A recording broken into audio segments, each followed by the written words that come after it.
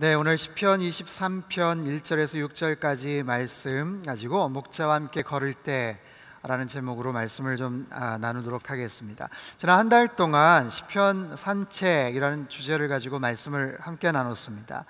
나의 마지막 호흡 다하도록, 시편 150편 말씀이었죠. 찬양은 명령이에요. 모든 사람에게 하나님께서 주신 명령입니다. 호흡이 있는 모든 사람들, 목소리가 나오든 그렇지 않든, 찬양을 잘하든 그렇지 않든, 우리의 마지막 호흡이 끊어지는 그 순간까지 하나님을 찬양할 것을 명하고 계셨어요. 그리고 우리가 저 천국에서 눈을 떴을 때도 아마 찬양 소리에 눈을 뜨겠죠. 이 땅에서 할 수 있는, 어떻게 보면 천국까지 갈 수 있는 유일한 그런 가장 거룩한 행동이 아마 찬양이 아닐까 싶어요. 두 번째, 감사할 제목을 찾으십니까?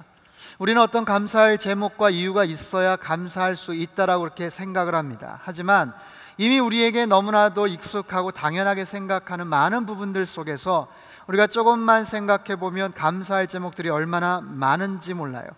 언제나 매 순간순간 하나님 앞에 감사의 제목을 올려드리고 그렇게 고백을 하는 우리의 인생, 그런 제목으로, 주제로 같이 말씀을 나눴죠.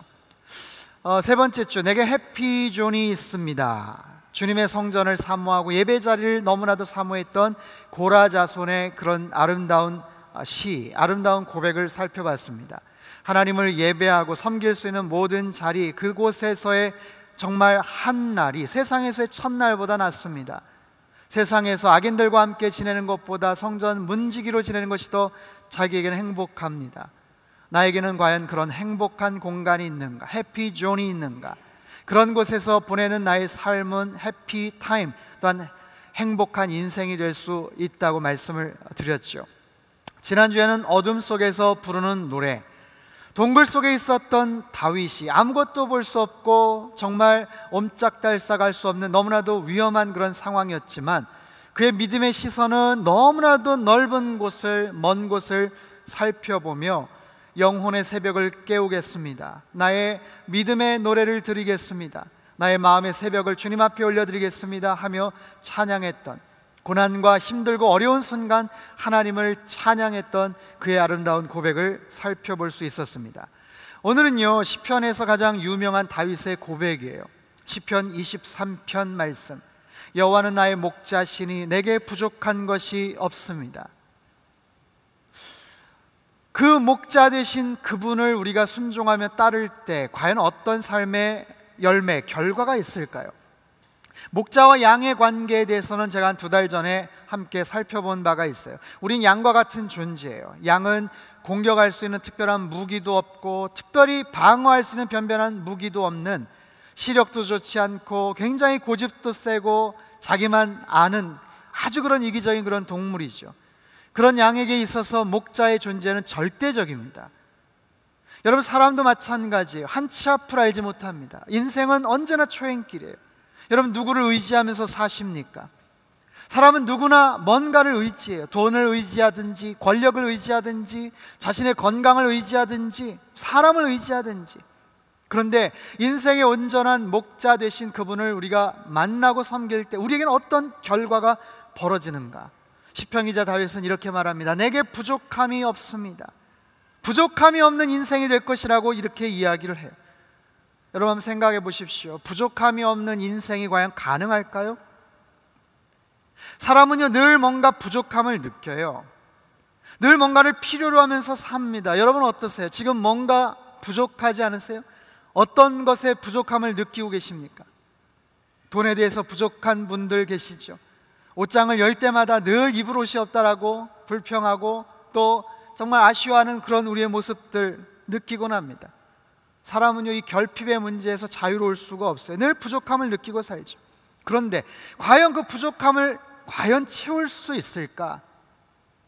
글쎄요, 그 부족함은 아마 결코 채워지지 않을 거예요. 그런데 이렇게 한번 생각해 보죠. 두 부류의 사람이 있다고 한번 생각해 보십시오.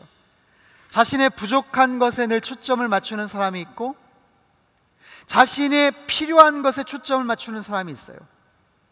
부족한 것을 추구하는 사람, 필요한 것을 추구하는 사람이 있어요. 여러분은 어떠세요?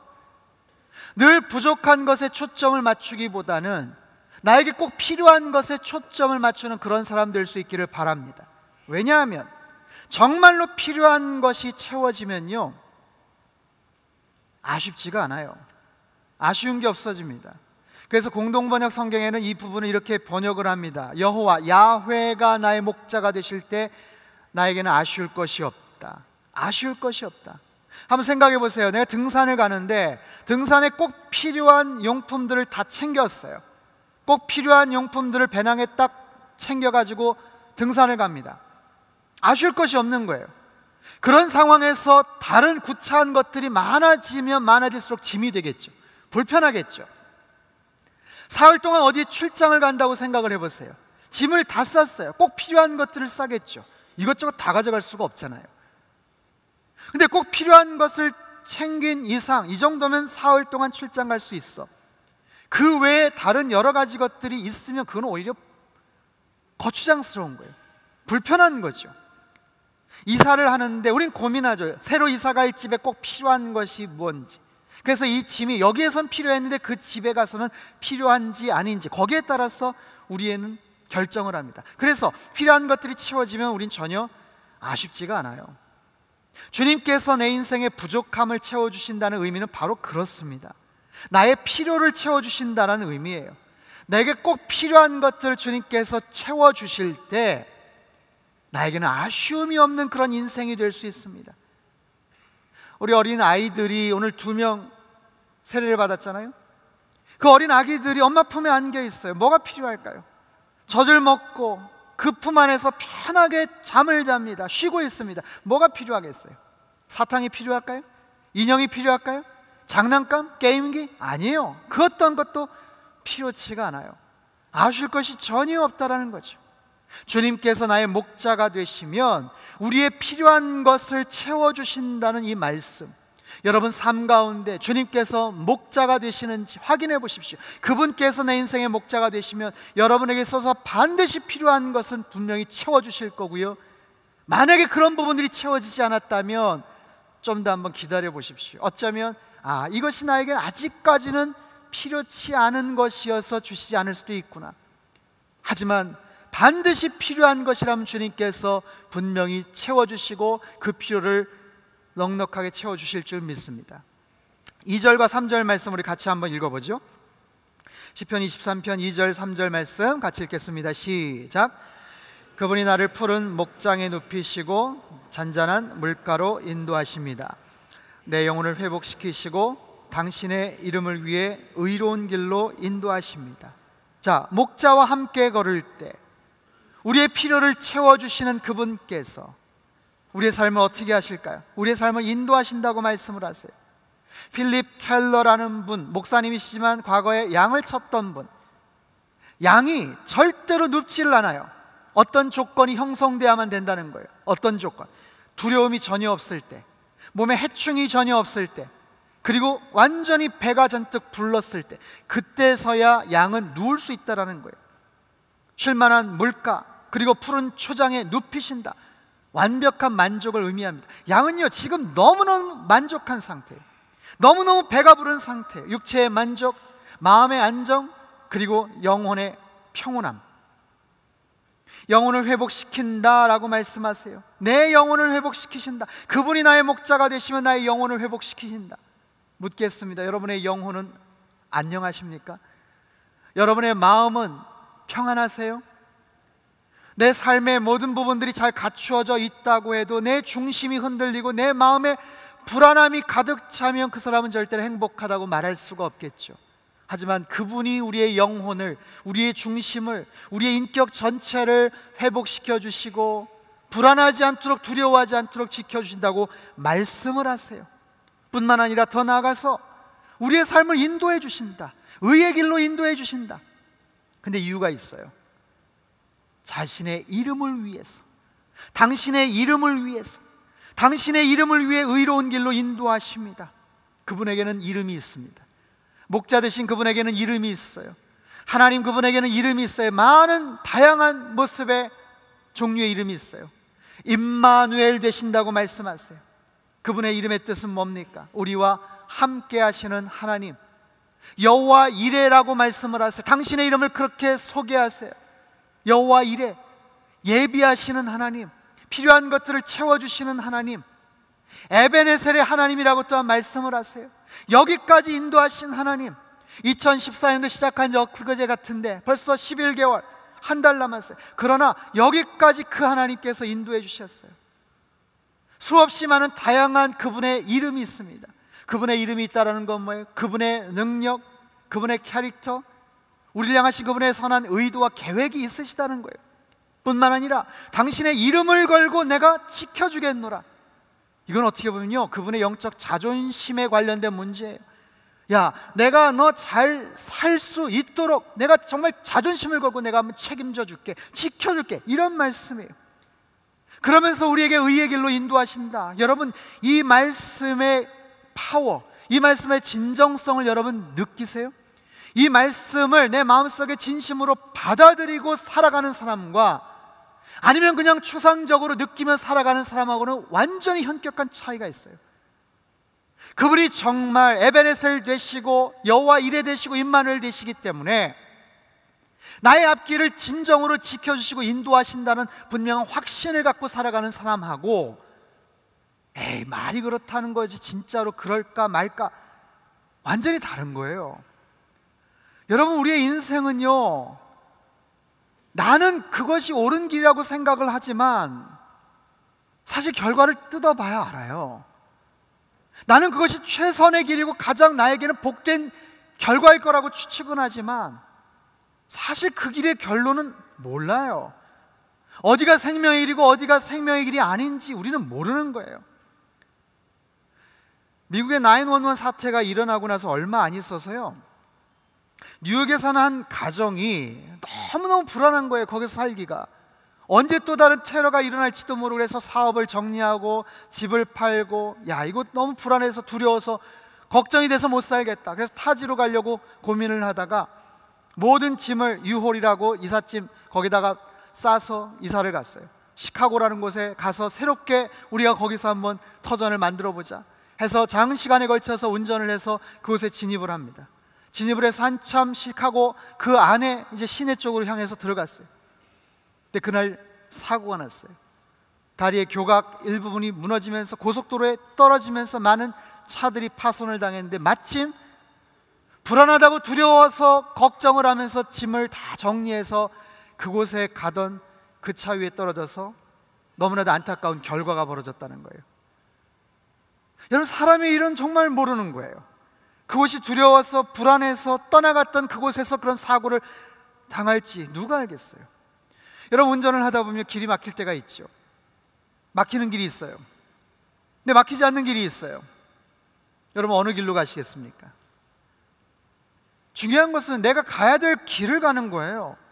막히더라도 가야 될 길을 가는 거죠. 아무리 막히지 않는다고 거꾸로 갈 수는 없지 않겠어요? 그래서 우리는 여러 가지 상황들을 파악을 합니다. 어느 길이 막히지 않을지, 어떤 길로 가야 정확하게 갈 수 있을지. 그리고 내비게이션을 찾죠.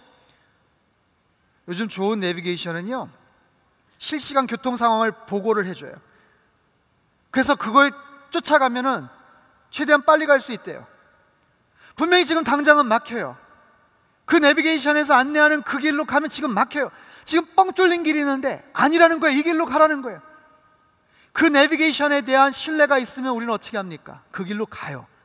안 막히는 길이 있어도 막히는 길이지만 그곳에서 더디 가도록 일단 기다려요. 왜요? 아, 좀 있으면 뚫릴 거야.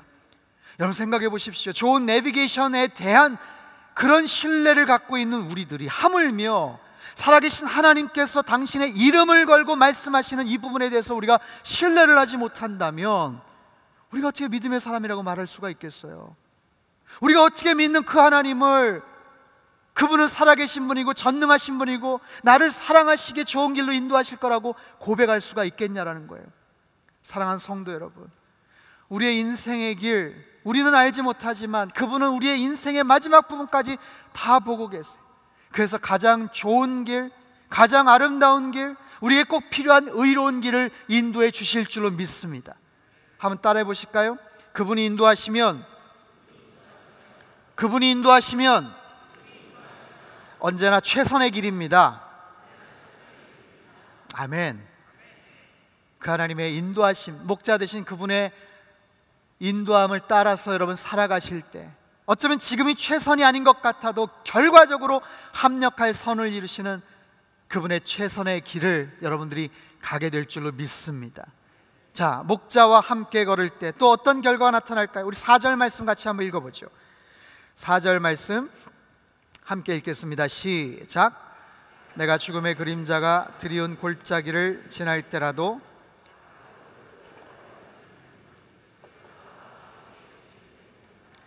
주의 지팡이와 막대기가 나를 지키시고 보호하십니다. 자, 보세요. 내가 죽음의 그림자가 드리운 골짜기. 원래 개역 성경에는 사망의 음침한 골짜기라고 그렇게 표현된 바가 있어요. 죽음의 그림자가 드리웠대요. 여러분, 그림자는요 실체가 아닙니다. 그림자는 실상이 아니에요. 그건 허상이에요. 그럼에도 불구하고 우리는 두려워합니다. 실체가 아님에도 불구하고 그 순간 우리는 겁을 먹어요. 그리고 질에 겁을 먹고 포기하고 낙심할 때가 있어요. 본질이 아닌데도 불구하고 그 허상 때문에 두려워하고 미리 포기하는 일들이 얼마나 많습니까? 잘 한번 생각해 보세요. 우리가 살아가면서 그런 사망의 음침한 골짜기를 건너갈 때가 있다라는 거예요. 그런 상황 속에서 우리가 그 그림자 때문에 미리 질에 겁을 먹고 두려워할 때가 있어요. 하지만 정말로 위험한 순간도 있죠. 정말로 어려운 순간도 있죠. 내가 살아가면서 정말 죽음의 그림자, 죽음의 그 냄새, 가장 가깝게 죽음을 느꼈던 혹시 그런 경험 있으세요? 오늘 제 간증을 좀 하려고 합니다. 이 예배 때는 제가 처음 하는 것 같아요. 제가 2010년도 12월 17일 날 캐나다 밴쿠버 온누리교회 담당 목사로 이제 이취임 예배로 가게 됐어요. 결정이 됐어요. 그래서 주일날 19일날 이제 취임 예배를 하면 제가 그 이틀 전에 17일날 캐나다 밴쿠버에 들어갔습니다. 근데 들어가자마자 제 몸에 이상이 생겼어요. 그래서 그날 저녁에 병원 응급실에 들어가게 됐습니다. 그리고 응급실에 들어가서 5일 동안 깨어나지를 못했어요. 급성 폐혈증, 굉장히 위험한 병입니다. 요즘 에볼라 바이러스가 치사율이 한 70%라고 하는데 그 당시에 거의 한 80% 정도 간, 폐, 쓸개 바이러스가 침투가 돼가지고 정말 천국 문턱까지 갔다 왔어요. 5일 만에 제가 깨어났을 때 이미 뭐 제 몸에는 여러 산소호흡기랑 많은 기관들이 막 다 꼽혀 있었고, 원인은 간의 고름, 간 농양에 의한 급성 폐혈증이었습니다. 몇 해 전에 세상을 떠나셨던 그 황수관 박사님이 정확하게 똑같은 증상이셨는데 사흘 만에 안타깝게 세상을 떠나셨죠. 굉장히 위험하고 위독한 그런 순간이었는데 입원하자마자 곧바로 그때 마침 특세가 있었어요. 하 목사님께서 전 세계 방영되는 특세 시간에 중보기도를 요청하셨던 적도 있었습니다. 아무튼 그 덕분에 5일 동안 저는 거의 혼수 상태 비슷하게 있으면서 그렇게 겨우 살아났어요. 깨어났어요. 자, 깨어났습니다. 깨어나고 나서 이제 그 몸을 추려야 되는데 이제 중환자실로 옮겼어요. 중환자실에서 이제 제 안에 있는 그 안 좋은 부분들을 이제 빼내는 이제 그런 과정에 있는데 너무나도 힘든 거예요. 중환자실인데 같이 처음에 병실을 썼던 인도 그 친구가 있는데 이 친구는 천식 환자예요. 근데 정신이 아주 이상한 질환인 천식 환자입니다. 그래서 둘이 같이 방을 쓰는데 막 제 커튼을 이렇게 열어젖히고 한참 저를 막 째려보기도 하고 무서워가지고요. 그리고 링거를 맞는 그 스탠드를 툭 쳐가지고 막 쓰러뜨리기도 하고, 새벽에 뭐 물소리가 나서 가만히 들어보면 자기 침대 옆에다가 소변을 막 보기도 하고, 너무너무 불안하고 힘든 거예요. 그래서 환자를 바꿔달라고 어떻게 해가지고 바꿨는데 78세 거의 80세 되신 인도 할아버지신데 HIV 바이러스 걸리신 할아버님이 오셔서 또 밤새 콜록콜록 계속 하시는 거예요. 제가 몸도 데미지가 왔지만 정신적으로 영적으로 너무너무 힘이 들어가지고 거기서 어떻게 할 수가 없겠더라고요. 그냥 한국을 가고 싶었어요. 근데 몸 상태가 너무 어려우니까 어떻게 갈 수가 없는 그런 상황인데 제 아내가 급하게 저를 간병하기 위해서 왔다가 너무 급하게 왔기 때문에 한 열흘 정도 있다가 다시 한국에 가서 짐을 추스리고 다시 이제 밴쿠버로 와야 되는 상황이에요. 근데 저는 취임식도 하지도 않았고 아는 사람이 아무도 없는 거예요. 케어할 사람이 아무도 없어요. 그냥 병원에서 얘기하는 거예요. 한 2, 3주만 여기서 잘 있으면 날 거다. 근데 그때까지만 해도 병명이 뭔지도 정확하게 알지도 못했고 도대체 어떻게 여기서 정말 끔찍하더라고요. 그래서 제가 고집을 부렸어요. 제 아내한테 갈 때 나를 좀 데리고 가라고. 제발 나를 데리고 가라고. 나 두고 가면 안 된다고. 근데 사실 현실적으로 제가 5일 동안 거의 깨어나지도 못한 중환자였는데 비행기를 탈 수가 없는 그런 상황이에요. 그리고 그 당시에 연말이어서 저를 돌봤던 의사는 또 휴가를 가 있고 저를 돌보는 수간호사나 다른 사람들은 너 절대로 비행기 못 탄다는 거예요. 안에 있는 그 꼽고 있는 관 이런 게 잘못하면 비행기 기압 때문에 잘못하면 터질 수도 있고. 근데 상식적으로 생각해 볼 때 정말 가기가 너무 어려운 것 같아요. 근데 제 마음속에 정말 불같은 그런 확신이 들었어요. 이때 분명히 가야 된다. 아내를 같이 따라서 내가 가야만 되겠다라는 그런 마음이 확신이 들고 그냥 같이 비행기 티켓팅을 해버렸어요. 수요일날 비행기를 타야 되는데 저를 최종적으로 허락을 해줘야 되는 의사는 그날 아침에 휴가를 갔다 오는 거예요. 믿음으로 그냥 비행기 티켓팅을 해버리고 어떻게든지 가야 되겠다라고 생각을 했어요.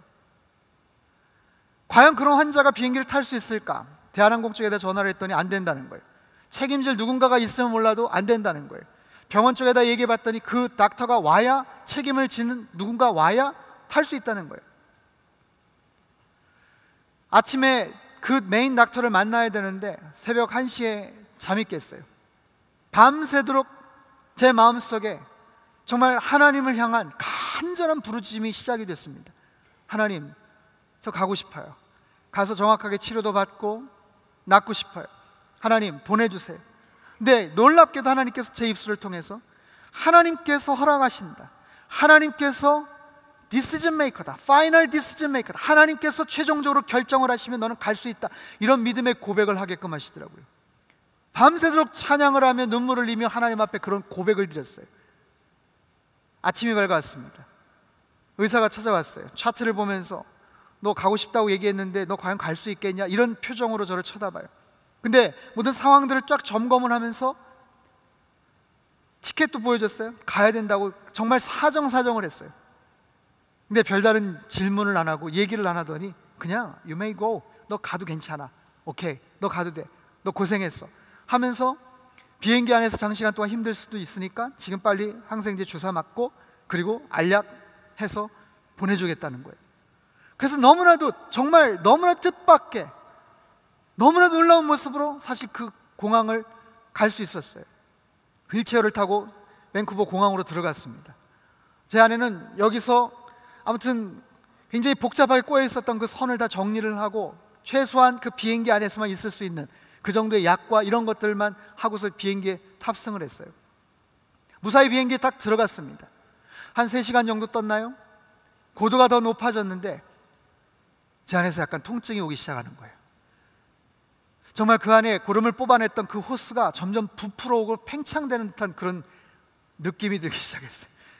아직도 한국을 도착하려면 9시간을 더 날아가야 돼요. 너무나도 그때 마음에 정말 엄청난 두려움이 엄습을 하더라고요. 그래서 스튜어디스에게 부탁을 하고 기내 방송이 나왔어요. 승객 중에 의사나 간호사들 빨리 오라고. 부기장이 찾아와가지고 무슨 일이냐고 확인을 하더니 제 환부랑 상황들을 보더니 기절을 하더라고요. 누가 태웠냐고. 당신 어떻게 하려고 탔냐고. 타면 안 되는데 왜 탔냐고 하면서 막 울려고 하더라고요. 근데 제 맥박이랑 호흡을 재더니 일시적으로 지금 그런 상황이 되고 이건 아마 팽창하진 않고 터지진 않을 거다. 안정을 줬어요. 그리고 쉬면서 수면을 취하면서 가까스로 인천공항에 도착을 했습니다. 도착을 해서 이미 준비된 앰뷸런스에 실려가지고 신촌 세브란스에 갔어요. 신촌 세브란스에 도착하자마자 MRI와 CT와 이 모든 것들 다 체크를 합니다. 그리고 나서 그 다음날 저희 교회 장로님이셨던 그 병원장 되시는 장로님께서 직접 차트를 갖고 오셨어요. 그래서 저한테 한마디를 하시는 거예요. 목사님, 분명히 목사님께서 지금 간에 문제가 생겨서 거기서 고름을 뽑아놔야 되는데 엉뚱한 데 꼽혀 있다는 거예요. 지금 문제가 엉뚱한 쓸개에다 그 관을 꼽혀가지고 거기서 계속해서 쓸개즙이 계속해서 뽑혀져 나갔다라는 거예요. 거기 그냥 있었으면 간은 완전히 못 쓸 뻔했다고. 목사님 오시기 정말로 잘했다고. 정말 하나님께서 제 마음속에 불같은 그런 확신을 주시고 그 상황들을 이렇게 인도를 하셨더라고요. 저는 오직 그 하나님, 목자 되신 그분, 나의 파이널 디시전 메이커 되시는 그분께서 나의 삶을 이끄신다는 확신을 갖고 그렇게 고백을 했고 그 상황들을 맞닥뜨렸어요. 그리고 나서 곧바로 다시 재시술이 이루어졌어요. 간에다 정확하게 호스를 꼽고 문제 있는 모든 부분들을 다 치유를 하고 원래대로 건강을 다시 회복하게 되었습니다. 제가 살아오면서 지금까지 어쩌면 천국문에 가장 가깝게 다가갔던 그런 순간이 아닌가 싶어요. 하지만 그런 순간에도 정말 살아계신 하나님이 내 인생의 목자가 되신다는 그런 믿음의 고백을 하고 그렇게 순종하고 나아갈 때 하나님께서 가장 좋은 길로, 가장 선한 길로 이끌어 주시다라는 그런 경험을 한 바가 있어요. 사랑하는 성도 여러분, 저와 여러분의 인생에 누가 주인 되세요? 하나님께서 여러분의 인생, 저와 여러분의 인생의 주인이시고 목자 되심을 여러분 분명히 믿으시기를 바랍니다. 그 하나님이 내 인생의 최종 결정권자세요. 어떤 사람 때문에 안 된다, 저 사람이 사인을 해야만 된다, 예, 그런 것처럼 보이지만 살아계신 하나님께서 최종 결정권자가 되시면 하나님께서 원하시면 할 수 있는 거고요. 그분의 인도함 속에서 우리는 가장 선한 길로 갈 수 있다는 사실을 여러분 분명히 믿으시고 고백하실 수 있기를 바랍니다. 5절 6절 말씀, 이 마지막 5절 6절 우리 같이 한번 읽도록 하겠습니다. 같이 읽죠. 시작. 주께서 내 적들 앞에서 내게 상을 베푸시고 내 머리에 기름을 부으셨으니 내 잔이 넘칩니다. 내 평생의 선하심과 한결같은 사랑이 진실로 나와 함께 하실 테니 내가 여호와의 집에서 영원히 살 것입니다. 아멘. 목자와 함께 걸을 때 어떤 일들이 벌어지는가? 내 적들 앞에서 상을 베풀어 주신다고 말씀을 하세요. 나의 원수들 앞에서 하나님께서 나에게 상을 베풀어 주신다. 여러분, 이건 짜릿한 승리예요. 놀라운 반전입니다.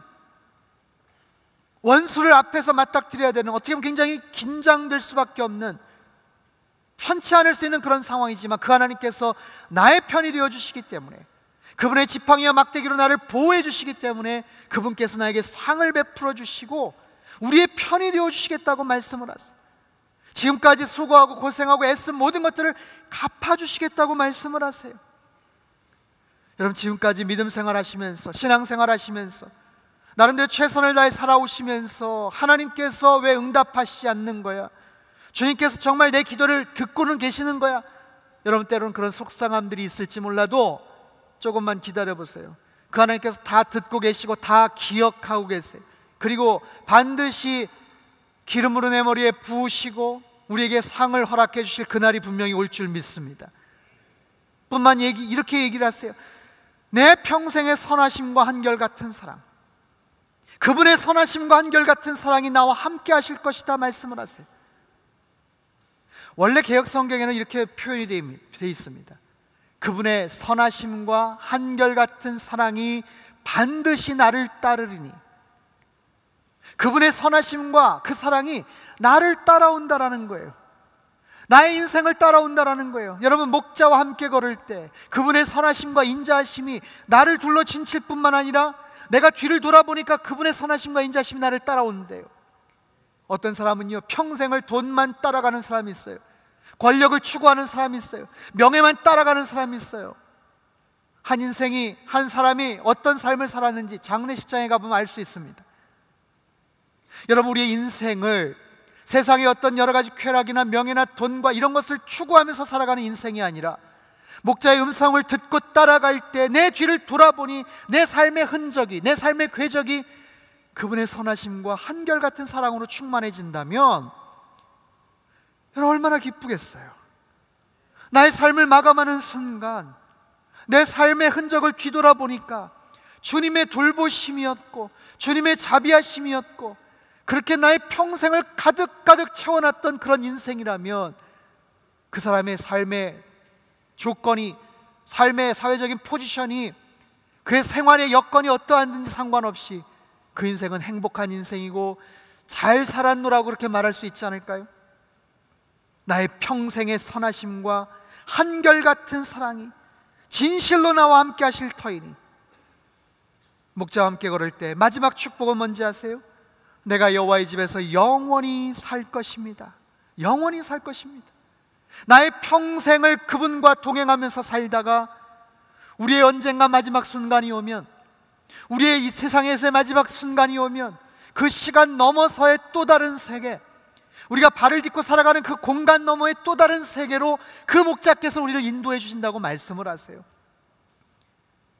100세 시대라고 말을 하지요. 여러분, 아무리 우리가 이 땅에서 많은 돈을 가지고 많은 권력을 가지고 산다고 해도, 100세 시대가 아니라 120, 200시대를 산다고 해도 그 이후의 시대에 대해서, 그 시간에 대해서 소망이 없는 사람은요, 부유한 사람이 아니고요, 행복한 사람이 아니고요, 이 땅에서 성공했다고 말할 수 없는 그런 사람이에요. 우리의 삶의 그 넘어서의 그 시간까지 나에게 영원한 생명을 약속하시는 그분에 대한 신뢰가 없다면, 그분과의 교제가 없다면, 나눔이 없다면, 그리고 이 땅에서 살아가는 것이 전부라면 그 인생을 어떻게 행복하다고 말할 수가 있겠어요? 하지만 목자 되신 그분은 우리에게 분명히 약속을 하세요. 내 음성을 듣고 따라갈 때 너의 평생의 선하심과 인자하심으로 항상 둘러진 치고, 그리고 여호와의 집에 영원히 거할 수 있도록 만들어 주겠노라고 주님 약속해 주십니다. 사랑하는 성도 여러분, 우리에게는 선한 목자가 계세요. 저와 여러분에게는 선한 목자가 계심을 여러분 분명히 믿으시기를 바랍니다. 그분의 음성을 듣고 사실 수 있기를 바랍니다. 그분께서 저와 여러분의 가장 좋은 길로 지금 인도하고 계심을 믿으시기를 바랍니다. 그럴 때 우리의 삶에는 만족이 있고 기쁨이 있고 내 인생에 아름다운 흔적과 믿음의 유산을 남길 수가 있는 거예요. 그분은 먼 곳을 바라보고 계세요. 더 먼 곳을 향해서 우리를 가장 선한 모습으로 이끌고 계세요. 그분의 음성을 듣고 순종하며 하루하루 날마다 삶을 살아갈 때 우리 평생에 시편 기자 다윗의 아름다운 고백과 같은 그런 아름다운 믿음의 고백들이 날마다 넘쳐날 수 있기를 주님의 이름으로 축원합니다. 시편 23편을 가지고 많은 찬양곡들이 사실은 만들어졌어요. 오늘 특별히 우리 나무엔 형제님, 지금 목소리가 많이 좋지는 않은데 우리 나무엔 형제님 앨범 중에 너무나도 아름다운 시편 23편 찬양이 있습니다. 사실 제가 오늘 특별하게 좀 부탁을 드렸는데 목 상태는 사실 좋지는 않지만, 그래서 좀 찬양을 하시면서 저희가 같이 좀 그런 믿음의 고백을 하면 어떨까라는 그런 생각을 합니다. 오늘 나눴던 이 말씀들 여러분 쭉 정리하시고 마음속에 한번 새기시면서 우리 찬양 같이 들으시고 함께 좀 고백을 했으면 좋겠습니다.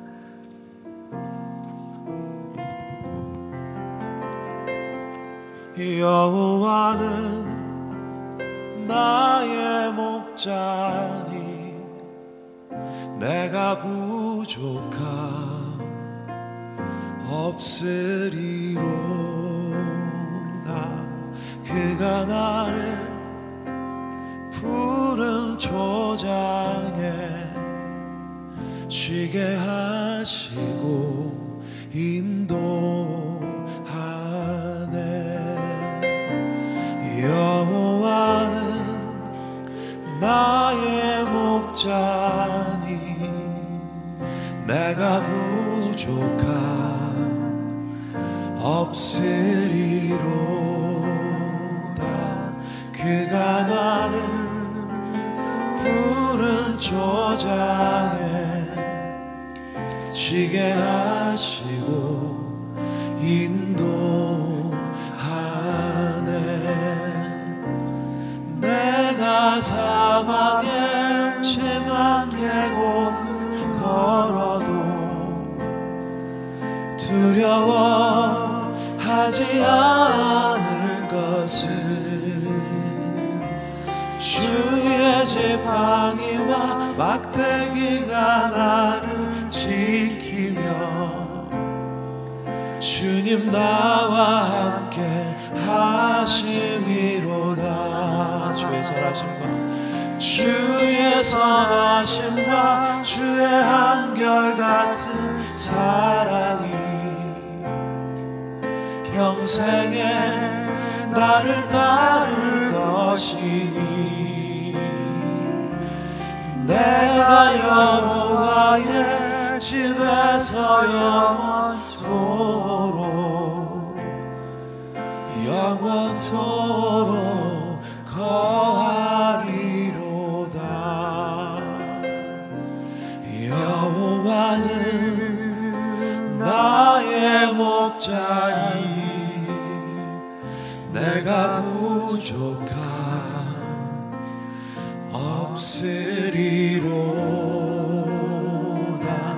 그가 나를 푸른 초장에 쉬게 하시고 인도하네. 아멘. 우리 시간 같이 한번 기도하기를 원합니다. 여러분 가슴에 손을 얹고 한번 같이 기도했으면 합니다. 우리에게 선한 목자 되시는 주님께서 함께 하십니다. 주님께서 당신의 음성을 듣고 순종하기를 원하십니다. 목자와 함께 걸을 때 우리에게는 부족한 것이 없다고 말씀을 하세요. 푸른 초장과 쉴만한 물가로 인도해 주시겠다고, 가장 좋은 최선의 길로 이끌어 주시겠다고 말씀을 하세요. 때로는 죽음의 그림자가 드리운 골짜기에서도 주님께서 함께 하시겠다고 말씀을 하시고요, 원수의 목전 앞에서도 우리에게 상을 베푸시고 기름으로 내 머리에 부으시고 내 잔이 넘치게 하신다고 말씀을 하세요. 그분이 내 인생의 목자가 되실 때 그분의 선하심과 한결같은 사랑이 반드시 나와 함께 하실 것이고 우리가 여호와의 집에서 영원히 살 수 있다고 말씀을 하십니다. 우리 시간 기도할 때 목자 되신 그분의 음성을 들으며 이 놀라운 은혜와 축복을 누리며 살게 하여 주시옵소서. 우리 같이 한번 통성으로 기도하며 나가겠습니다. 함께 기도하겠습니다. 오 하나님 아버지, 주님께서 내 인생의 선한 목자가 되어주셔서 감사합니다. 하나님, 내 인생의 선한 목자 되시는 주님의 음성을 들으며 날마다 순종하며 살아가게 하여 주옵소서. 내 인생에 부족함이 없는, 만족함이 있는 하나님의 거룩한 인생 될 수 있게 도와주시고 푸른 초장과 쉴만한 물가로 인도하시며 의로운 길로, 최선의 길로 이끌어주시는 주님의 선한 인도를 바라보며 나아가게 하여 주시옵소서.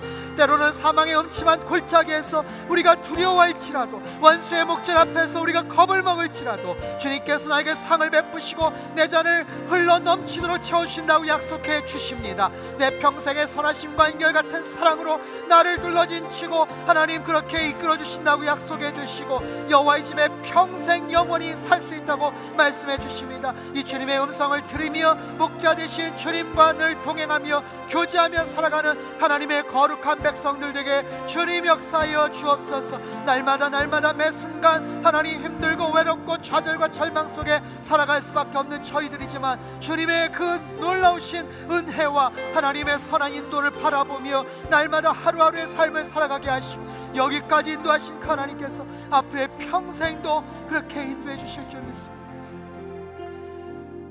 선한 목자 되신 주님을 찬양합니다. 주님의 음성을 들으며 목자와 함께 동행하는 우리의 인생 되게 하여 주옵소서. 부족함이 없는 인생 되게 하시고 가장 좋은 길, 의로운 길로 저희들을 인도해 주실 줄 믿습니다. 사망의 음침한 골짜기에서도, 원수들의 목전 앞에서도 우리를 지켜주시고 우리에게 상을 베풀어 주실 줄 믿습니다. 내 평생 선하심과 한결같은 사랑으로 우리를 함께 인도하여 주시고 그렇게 일평생 살아가고 주님과 함께 영원한 천국에 이르는 하나님의 거룩하고 아름다운 인생 되게 하여 주옵소서. 지금은 힘들고 어렵고 속상하고 좌절할 수밖에 없는 일들이 많지만 주님의 손 꼭 붙잡고 주님의 음성을 들으며 하루하루 힘차게 성실하게 거룩하게 살아가는 주의 귀한 백성들 되게 주님 역사하여 주옵소서. 존귀하신 예수님의 이름으로 감사하며 기도하옵나이다. 아멘. 할렐루야. 선한 목자 되신 우리 주님께 감사 영광의 박수 드리겠습니다.